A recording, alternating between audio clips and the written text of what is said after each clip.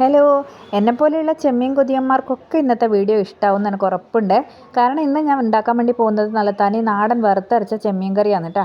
അപ്പോൾ ഞാൻ നല്ല കഴുകി വൃത്തിയാക്കി അതിൻ്റെ മേൽഭാഗത്തുള്ള ഞരവൊക്കെ നീക്കിയിട്ട് നല്ല ക്ലീൻ ചെയ്ത ചെമ്മീനാണ്. ഇതിൻ്റെ പകുതി എടുത്ത് ഞാൻ കറി വെക്കുന്നുണ്ട്, അതുപോലെ തന്നെ പകുതി ഞാൻ ഫ്രൈ ചെയ്യാനും എടുത്ത് വെക്കുന്നുണ്ട് കേട്ടോ. കുറച്ച് കൂടുതൽ ചെമ്മീനുണ്ട് ഇന്ന്.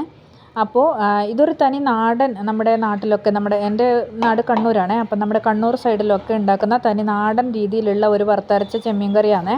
അപ്പം ഞാൻ ഏതായാലും ഫ്രൈ ചെയ്യാനുള്ളതിനൊക്കെ മസാല പുരട്ടി എടുത്ത് വെക്കുന്നുണ്ട്. ചെമ്മീന് പൊതുവെ മസാല പിടിക്കാൻ കുറച്ചൊരു ടൈം എടുക്കുന്നതല്ലേ, അപ്പോൾ അത് ആദ്യം തന്നെ അവിടെ മസാലയൊക്കെ പുരട്ടി വെച്ചു. പിന്നെ ഞാൻ കറിക്ക് ആവശ്യമായ ചെമ്മീനിൽ തക്കാളി, ഉള്ളി, പച്ചമുളക്, കുറച്ച് കറിവേപ്പിലയും കൂടി ഇട്ടിട്ട് വേവിക്കാൻ വെക്കുന്നുണ്ട് കേട്ടോ. ഇതിലിപ്പോൾ ഞാൻ മഞ്ഞൾപ്പൊടി, ഉപ്പും മാത്രമേ ചേർത്തിട്ടുള്ളൂ. കാരണം ബാക്കിയുള്ള മസാലപ്പൊടികളൊക്കെ ഞാൻ തേങ്ങയുടെ കൂടെ വറുത്തിട്ടാണ് കേട്ടോ ചേർക്കാൻ വേണ്ടി പോകുന്നത്. ചെമ്മീൻ നമുക്ക് പല ടൈപ്പിൽ വെക്കാം അല്ലേ. ഇതുപോലെ വറുത്തരച്ചിട്ട് വെക്കാം, അതുപോലെ തന്നെ തേങ്ങയും തൈരും ഒഴിച്ചിട്ട് വെക്കാം, പിന്നെ റോസ്റ്റ് ഉണ്ടാക്കാം. ഇതുപോലെ നിങ്ങൾക്ക് അറിയുന്ന കുറേ ഡിഷസ് ഉണ്ടാവില്ലേ, അതൊക്കെ ഒന്ന് കമൻറ്റ് ചെയ്യണം കേട്ടോ. നിങ്ങൾ എങ്ങനെയാണ് ചെമ്മീൻ കറി ഉണ്ടാക്കുക എന്നുള്ളത്. അപ്പോൾ ഞാനിതൊരു തേങ്ങ പൊട്ടിച്ചിട്ടുണ്ട്. അപ്പോൾ ഇന്നലെയും ഞാൻ തേങ്ങ പൊട്ടിച്ചപ്പോൾ ഇങ്ങനെയാണ് ഉണ്ടായത്. ഇന്നും അതെ, ചിരട്ടയിൽ നിന്ന് ഇങ്ങനെ അടന്ന് വന്നിട്ടുണ്ട്. എന്നാൽ കൊപ്രയായിട്ടുണ്ടോ, കൊപ്രയായിട്ടുമില്ല, പച്ചത്തേങ്ങ തന്നെയാണ്. തേങ്ങക്കൊക്കെ നല്ലൊരു റേറ്റുമാണ് കേട്ടോ ഇപ്പോൾ ഇവിടെ. അപ്പോൾ ഇത് ഏതായാലും ഇങ്ങനെ പൊട്ടിയത് കൊണ്ട് എനിക്ക് ചിരകാൻ പറ്റുന്നുണ്ടായിരുന്നില്ല. അതുകൊണ്ട് ഞാൻ ചെറിയ ചെറിയ കഷ്ണങ്ങളാക്കി മുറിച്ചെടുത്തു. അപ്പോൾ മസാലക്കൂട്ടിന് വേണ്ടിയിട്ട് നല്ല ചുവന്നുള്ളിയും കറിവേപ്പിലയും ഇഞ്ചിയും വെളുത്തുള്ളിയും തേങ്ങയും വന്നിട്ടാണ് ഞാൻ ഫ്രൈ ചെയ്തത്.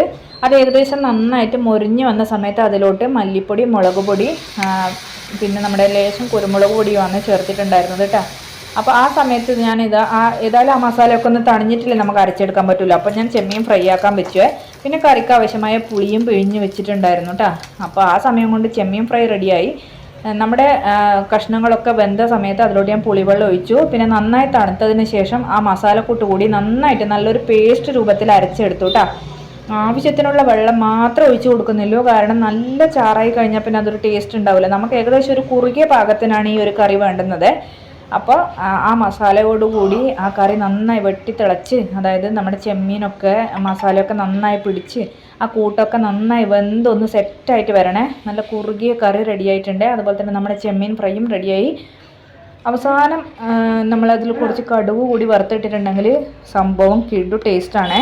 പിന്നെ ഇന്ന് അധികം സമയമൊന്നും ഇല്ലാത്തത് കൊണ്ട് കുറച്ച് തൈരും കൂടി എടുത്തിട്ടാണ് കേട്ടോ നമ്മൾ എന്താ പറയുക ലഞ്ചിന് ഒപ്പിച്ചത്. കാരണം ഇന്ന് ഉപ്പേരി വെക്കാനൊന്നും സമയമില്ല. ഈ വറുത്തിറക്കുന്ന സമയമൊക്കെ ആകുമ്പോഴത്തേക്ക് ഒരുപാട് ലേറ്റായിട്ടാണ്. പിന്നെ ഇതാ ഞാൻ ചോറിന് കറി വിളമ്പിയിട്ടുണ്ട്. നല്ല ചൂട് ചോറ്, പിന്നെ ചെമ്മീൻ കറി, ചെമ്മീൻ ഫ്രൈ, തൈര്.